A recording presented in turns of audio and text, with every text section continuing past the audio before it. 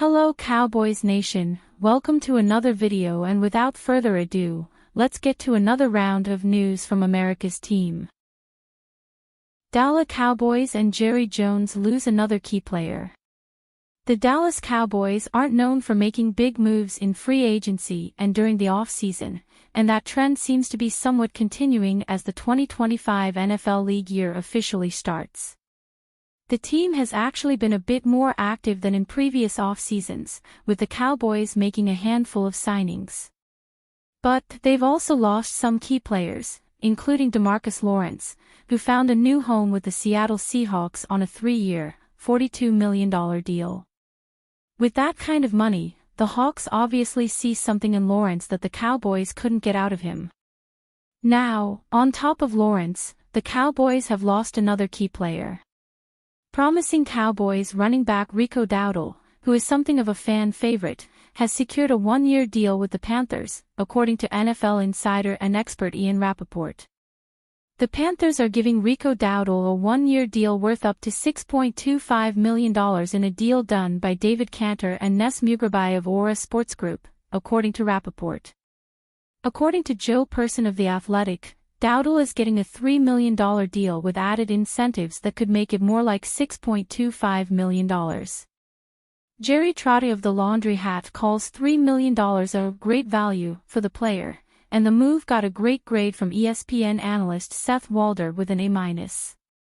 It was widely expected Dowdle would have a hotter market after a breakout year in which he rushed for 1,076 yards on 4.6 yards per carry, Trotter writes in a March 12 feature. While he was oft injured early in his career, he has stayed healthy the last 2 seasons. He'll turn 27 in July but only has 331 carries of wear and tear. Trotter adds that during his time in Dallas, Dowdle didn't get the significant role he seemingly desired, and the Cowboys paid an arguably lesser running back for the same price. Again we ask, why didn't Jerry Jones just pay Dowdle? There's plenty of time left in the off-season, but so far, Mauricio Rodriguez of A to Z Sports is giving the team a low grade for their off-season moves. Again, it's early, so don't get too depressed looking at this score. Rodriguez's overall grade for the team's move is a C-. That's still a passing grade, right? The team's signings, along with losing Jordan Lewis and Chauncey Golston to free agency, is why Rodriguez gave the team a C in free agency. Big-name wide receiver seemingly ruled out as Cowboys' option in free agency. The Los Angeles Rams officially released Cooper Kupp on Wednesday, presenting a big-name wide receiver to help the Dallas offense. But while bringing Kupp to the Cowboys makes sense, NFL Network's Jane Slater reports they are not in the mix right now to sign the former All-Pro. Kupp became a star with the Los Angeles Rams, spending 8 years after he was a third-round pick out of Eastern Washington in the 2017 draft. His best season came when he won the NFL's Triple Crown receiving title, catching 145 passes for 1,947 yards and 16 touchdowns, but the 31-year-old hasn't reached those highs since, averaging 67 catches for 753 yards and 6 touchdowns over the past 3 seasons. While his All-Pro days may be behind him, Kupp can do enough to impact an offense. But NFL Network's Tom Pelissero added that teams weren't willing to give up draft compensation or take on the $20 million owed on the remainder of Kupp's contract, forcing the Rams to release him. The move would seem to favor the Cowboys as they can get Kupp for a cheaper price, $11 million per season according to Spotrac, and don't have to give up anything to do it. But such a move would acquire some salary cap gymnastics even with $55 million in cap space for the upcoming season. The Cowboys already have Dak Prescott and Lamb signed to top-of-the-market contracts after last summer but need to pay Micah Parsons this summer. Locking up the 2-time All-Pro seems like a better investment than adding a receiver in his 30s, but the Cowboys need to do something to add weapons to their offense. Bringing Kupp in would be perfect for a Madden franchise or fantasy football, but it doesn't seem like Dallas is interested as he hits the open market. Kaiir Elam can become a sneaky good ad for the Cowboys. The Cowboys continue to add former first-round picks to their roster. A day after signing Solomon Thomas and Peyton Turner, they traded for Bills cornerback Kaiir Elam. Dallas gave up a 5th-round pick this year, as well as a 7th in next year's draft, for Elam and a 2025 6th-rounder.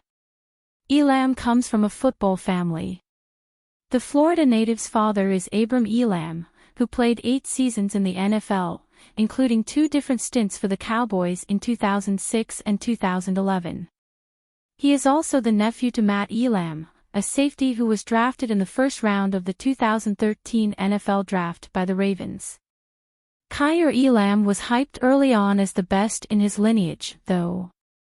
Ranked the 74th best high school player in the nation, and the 9th best player in the talent-rich Florida, Elam chose to stay close to home and play for the Gators. Elam saw playing time right away, snagging 3 picks as a true freshman and being named to the SEC All-Freshman list. His second season saw continued dominance, earning a second-team All-SEC recognition. That significantly raised the expectations going into 2021, but Elam took a bit of a step back in production. Still, the Bills felt strongly enough about him to select Elam with the 23rd pick in the draft. As a rookie, Elam's play was inconsistent, which is about what you expect from a rookie cornerback. He finished the year with a 71.7% completion rate allowed, giving up 2 touchdowns but also picking off 3 passes. Elam's growth was stunted going into his second season when he suffered an injury that landed him on the injured reserve for much of the year. In total, Elam played just 3 games in 2023 after coming in with expectations to make the next jump in production. That led to this past year, where Elam found himself trying to make up for lost time. Ultimately, he fell behind others on the depth chart, and he made just 6 starts throughout the season. 3 of those came in the final weeks of the season, due to injuries ahead of him on the depth chart, but Elam was a healthy scratch in 4 of the Bills' last 7 regular season games. Statistically speaking, Elam is coming off his worst season as a pro. That explains why his cost was so low. But Elam still possesses exciting traits with elite size and length. In Dallas, he'll work alongside Eberflus and a coaching staff with a strong track record of developing defensive backs. Given Elam's physical abilities and play style, he seems to be a perfect fit in this defense moving forward.